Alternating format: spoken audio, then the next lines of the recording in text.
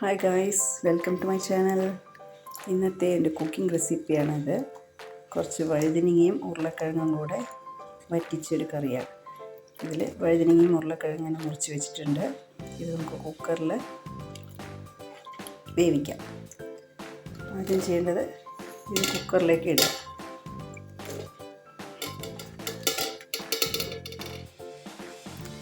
ഇത് കുക്കറിലേക്ക് ഇട്ടതിൽ കുറച്ച് വെള്ളം ഒഴിക്കാം. ഇത് ഈ വഴുതനങ്ങയും ഉരുളക്കിഴങ്ങും നന്നായിട്ട് വെന്തിട്ട് ഉടയേണ്ടതാണ്. അപ്പോൾ അതിന് വേണ്ട വെള്ളം ഒഴിക്കാം. വെള്ളം ഏകദേശം ഇത്രയും വെള്ളം ഒഴിച്ച് ഇത് മുങ്ങുന്നില്ലേ നോക്കാം. ഇത്രത്തോളം വെള്ളം ഒഴിക്കാം. ഇത് ഇനി വേവിക്കണം. ഇതിലിടേണ്ട സാധനങ്ങൾ: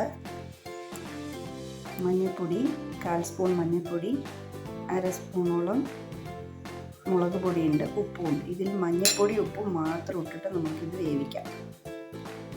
ഇതിൽ മഞ്ഞൾപ്പൊടി ഉപ്പും ഇട്ടിട്ടുണ്ട്. ഇത് നല്ലോണം വിസിലൊരു 4, 5, 6 വിസിൽ വന്നാലും കുഴപ്പമില്ല. അപ്പം കുക്കർ അടച്ച് നമുക്ക് വേവിക്കാൻ വയ്ക്കാം.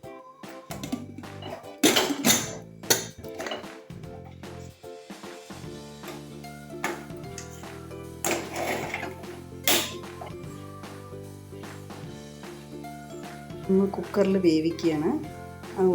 വഴുതനങ്ങയും ഉരുളക്കിഴങ്ങും കൂടിയുള്ള കഷ്ണങ്ങൾ മഞ്ഞൾപ്പൊടി ഉപ്പിട്ടിട്ട് നമ്മൾ വേവിക്കുകയാണ്. നമ്മളതിൽ അരയ്ക്കാനുള്ള സാധനങ്ങൾ: വറ്റിച്ച കറിയൊക്കെ വേണ്ടിയിട്ടുള്ളത് ചെറിയ ഉള്ളി, വെളുത്തുള്ളി, ഒരു തക്കാളി. ഇനി മുളക് പൊടിയും കൂടി ഇട്ട് അരയ്ക്കുന്നുണ്ടെങ്കിൽ മുളക് പൊടിയില, അല്ലെങ്കിൽ മുളകിട്ടിട്ട് മിക്സിയിലിട്ടിട്ട് നന്നായിട്ട് അരച്ചെടുക്കുക. ഇത് നമ്മൾ മിക്സിയിൽ അരച്ചെടുത്തു. നന്നായിട്ട് അരച്ചിട്ടുണ്ട്. നന്നായിട്ട് അരഞ്ഞ പേസ്റ്റ് പോലെ അരഞ്ഞിട്ടുണ്ട്.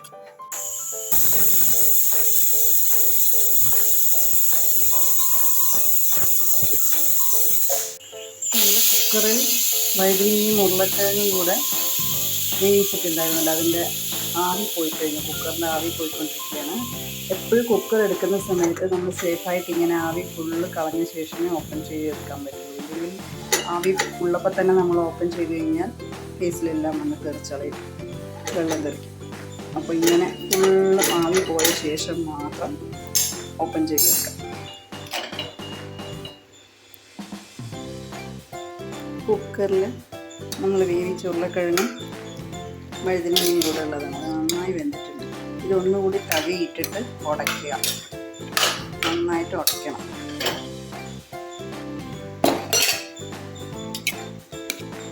തവിയിട്ടിട്ട് നല്ലപോലെ ഉടയ്ക്കുക.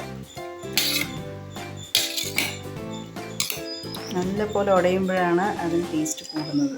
അല്ലെങ്കിൽ നമ്മൾ സാധാരണ മെഴുക്ക് പുരട്ടി ഉപ്പേരി വെച്ച പോലെ ഇത് വറ്റിച്ച കറി ഇതാണ്. ഇതിനെ വറ്റിക്കുക. ഇതെല്ലാം കൂടെ ഉള്ളി മുളകും അരച്ചത് ചേർത്ത് ഒഴിച്ച് വറ്റിക്കുക. ഇത് കടുക് പൊട്ടിക്കുന്ന കറിയല്ല. അത് വെളിച്ചെണ്ണ, പച്ച വെളിച്ചെണ്ണ ഒഴിച്ച് കറിവേപ്പില മാത്രം ഇടും.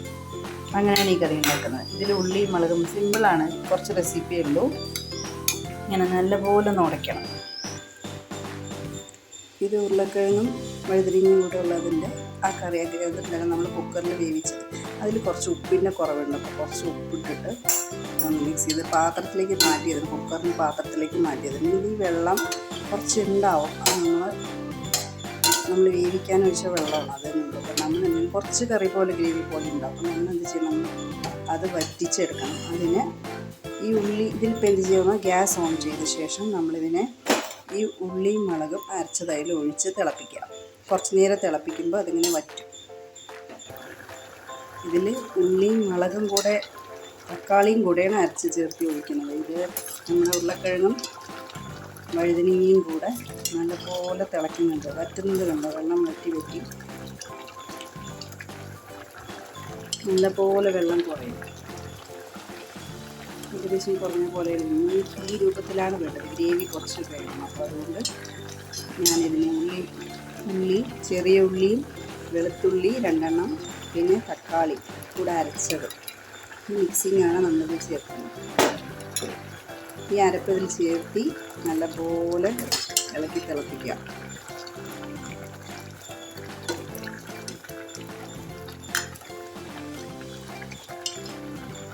നന്നായി തിളയ്ക്കുമ്പോൾ അതങ്ങനെ കുരുടി ഗ്രേവി കുറഞ്ഞ് വരും. വറ്റി വരും. അങ്ങനെ വറ്റിച്ച കറി എന്ന് പറയും. ഇത് ഹൈ ഫ്ലെയിമിൽ ഇട്ടിരിക്കുകയാണ്, അതുകൊണ്ടാണ് ഇത് നന്നായിട്ട് ഇളക്കുന്നത്. അടുത്തന്നെ നിന്ന് നമ്മളത് ശ്രദ്ധിക്കണം. കുറച്ച് സിമ്മാക്കുകയാണെങ്കിൽ ഒരുപാട് ടൈം എടുക്കും. ഇങ്ങനെ വറ്റിച്ച് ഇത് തിളയ്ക്കും വേണം, അപ്പോഴേ അതിൻ്റെ ഉള്ളി മുളകിൻ്റെ ഫ്ലേവർ എല്ലാം അതിലിറങ്ങും. നന്നായി ഉടഞ്ഞിട്ട് അതിൽ ഉരുളക്കിഴങ്ങും ഉടഞ്ഞു പോവും, വഴുതനങ്ങ ഉടഞ്ഞു പോകും. അപ്പോൾ ഇങ്ങനെ നന്നായിട്ട് മത്തോണ്ട് കുറച്ച് കൊടുത്തു കഴിഞ്ഞ് ഇനി തിളക്കിയതിൽ ഉപ്പൊക്കെ ഒന്ന് ശരിയാക്കുക. അതിനുശേഷം പച്ച വെളിച്ചെണ്ണയും ഒഴിക്കണം. പച്ച വെളിച്ചെണ്ണ ഒഴിച്ച് കറിവേപ്പിലയും കൂടി ഇടും. അതോടെ കറി റെഡിയായി. ഈ കറി ഉണ്ടല്ലോ, വഴുതനങ്ങ ഉരുളക്കിഴങ്ങ് വറ്റിച്ച കറി നമുക്കൊരു സെർവിങ് ബൗളിലേക്ക് മാറ്റാം.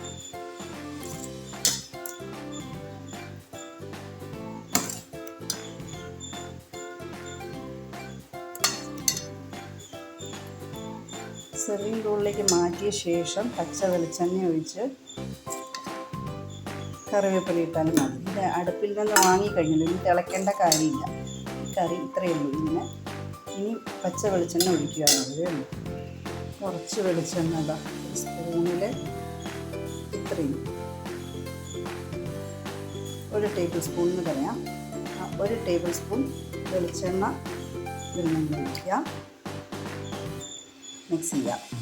ചൂടിലാണ്, ഇതേ ചൂടിൽ നമ്മൾ കറി ഉണ്ടാക്കിയ അതേ ചൂടിൽ തന്നെ അപ്പം തന്നെ പച്ച വെളിച്ചെണ്ണ ഒഴിച്ച് മിക്സ് ചെയ്യാം. കൂടെ നമ്മൾ കുറച്ച് കറിവേപ്പില ഇടും.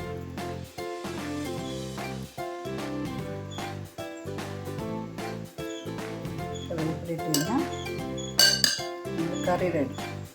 റെസിപ്പീസൊക്കെ ട്രൈ ചെയ്യണം. ഫീഡ്ബാക്ക് അറിയിക്കുക. എൻ്റെ ചാനൽ സബ്സ്ക്രൈബ് ചെയ്യുക. എല്ലാവർക്കും ഷെയർ ചെയ്യുക. അതിനോടൊപ്പം തന്നെ ബെല്ലൈക്കൺ പ്രസ് ചെയ്യണം. ഓൾ എന്ന ബെല്ലൈക്കൺ പ്രസ് ചെയ്യുന്ന സമയത്ത് നിങ്ങൾക്ക് എൻ്റെ നോട്ടിഫിക്കേഷൻസൊക്കെ കിട്ടുകയുള്ളൂ. വീഡിയോസ് എല്ലാം കാണുക. ഓക്കെ, വീണ്ടും കാണുന്നവരേക്കും ബൈ.